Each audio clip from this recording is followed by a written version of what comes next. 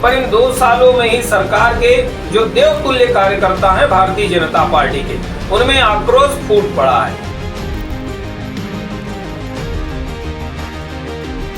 ओम प्रकाश चौधरी के बंगले में मिलने के लिए गए थे, पर जाने के बाद उनसे जो व्यवहार हुआ वह भारतीय जनता पार्टी के देवतुल्य कार्यकर्ताओं के लिए बड़ा शर्मनाक हो सकता है।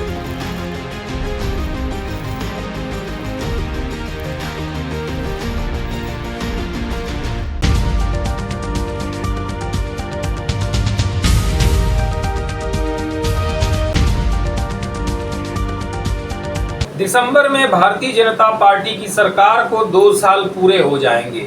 इन 2 साल पूरे होने पर सरकार जो है नई योजनाओं के पिटारे खोलेगी, लोगों के बीच अपनी उपलब्धियां पहुंचाएगी। इन 2 सालों में सरकार ने बहुत बेहतर तरीके से काम किया है, ऐसा दिखता है। पर इन 2 सालों में ही सरकार के जो देवतुल्य कार्यकर्ता हैं भारतीय जनता पार्टी के, उनमें आक्रोश फूट पड़ा है। वही कार्यकर्ता जो पूर्ववर्ती कांग्रेस की सरकार में सत्ता परिवर्तन करने के लिए लाठी डंडे खा रहे थे, पुलिस की यातनाएं झेल रहे थे, जेल यात्रा किया है, अब उन कार्यकर्ताओं की पूछ परख कम हो गई है। कार्यकर्ताओं को मंत्री और बड़े आयोग निगम मंडल में बैठे नेता अधिकारी पूछते नहीं है। जब कार्यकर्ता उनसे मिलने जाते हैं तो उनको घंटों इंतजार कराया जाता है, और बेशर्मी ऐसी होती है कि उन कार्यकर्ताओं को घंटों इंतजार कराने के बाद भी मंत्री नहीं मिलते। आखिर ऐसा क्यों हो रहा, इस विषय में भारतीय जनता पार्टी के दिग्गज नेता और संगठन के प्रमुख लोगों को सोचना चाहिए। पर जो घटनाक्रम अभी हो रहा और जो चीजें सामने आ रही है वह भारतीय जनता पार्टी के लिए बिल्कुल भी ठीक नहीं है। अभी हम चर्चा कर रहे हैं वित्त मंत्री ओपी चौधरी की। ओम प्रकाश चौधरी, जिनके पास बीजेपी के वरिष्ठ नेता और चिकित्सा प्रकोष्ठ के पदाधिकारी कुछ दिनों पहले उनके बंगले में मिलने के लिए पहुंचे थे, वहां जाने के बाद उनके साथ जो हुआ वह बेहद शर्मनाक है। चिकित्सा प्रकोष्ठ के पदाधिकारी डॉक्टर विमल चोपड़ा, जो महासमुंद के पूर्व विधायक रह चुके हैं, भारतीय जनता पार्टी के सीनियर नेता, वे अपने डॉक्टरी पदाधिकारियों को लेकर, चिकित्सा प्रकोष्ठ के पदाधिकारियों को लेकर पूर्व में समय लेकर ओम प्रकाश चौधरी के बंगले में मिलने के लिए गए थे, पर जाने के बाद उनसे जो व्यवहार हुआ वह भारतीय जनता पार्टी के देवतुल्य कार्यकर्ताओं के लिए बड़ा शर्मनाक हो सकता है। अब इसका एक पत्र सामने आया जो विमल चोपड़ा ने वित्त मंत्री ओपी चौधरी के लिए छोड़ा था। जब पत्र को हम पढ़ते हैं तो समझ में आता है कि उनके साथ जो हुआ वह आम किसी कार्यकर्ताओं के साथ ना हो, उन कार्यकर्ताओं के साथ ना हो जो दरी बिछाते हैं, झंडा लगाते हैं, रैली लगाते हैं और हमेशा भीड़ बढ़ाते हैं, सरकार की योजनाओं के काम कराने के लिए भीड़ बढ़ाते हैं, सरकार के हर बड़े छोटे कार्यक्रमों में उनकी उपस्थिति होती है, सहभागिता होती है। उन देवतुल्य कार्यकर्ताओं को अब डंडे से हकाला जा रहा है। यह इसलिए हो रहा क्योंकि अब जो सत्तासीन बैठे हुए लोग हैं वो अहंकार में चूर हो चुके हैं। यह जो पत्र सामने आया है, पत्र की मजमून को जब हम देखते हैं तो समझ में आता है चिकित्सा प्रकोष्ठ के डॉक्टर और पूर्व विधायक बीजेपी नेता डॉक्टर विमल चोपड़ा कुछ दिनों पहले जब ओम प्रकाश चौधरी के बंगले में उनसे मिलने गए थे तो सबसे पहले उनको गेट के अंदर ही जाने नहीं दिया गया।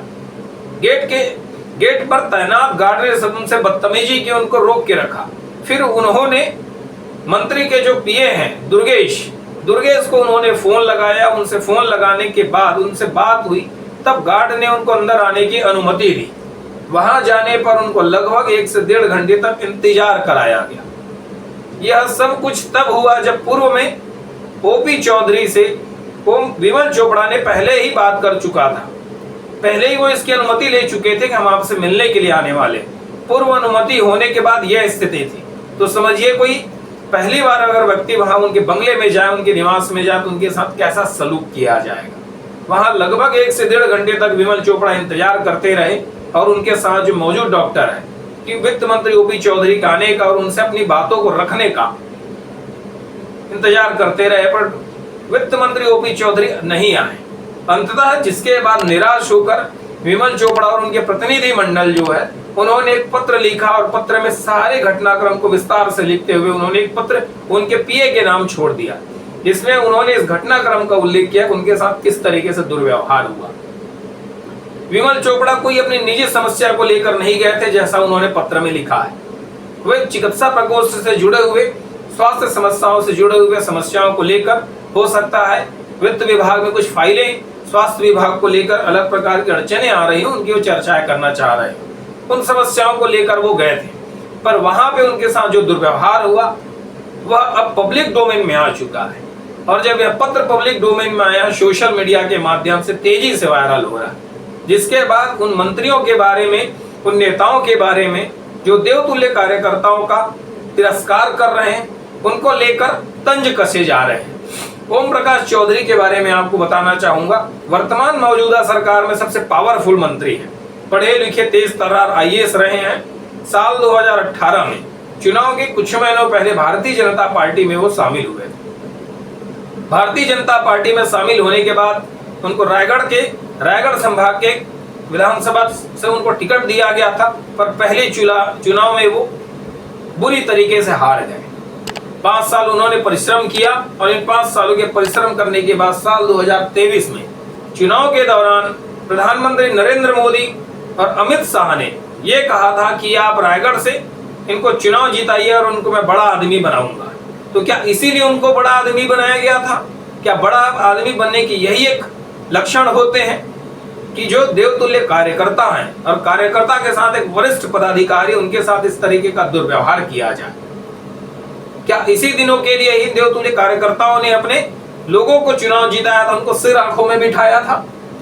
ओम प्रकाश चौधरी में आज भी वो जो कलेक्टर एक अधिकारी जो है, आज भी उनके अंदर से बाहर नहीं गया है।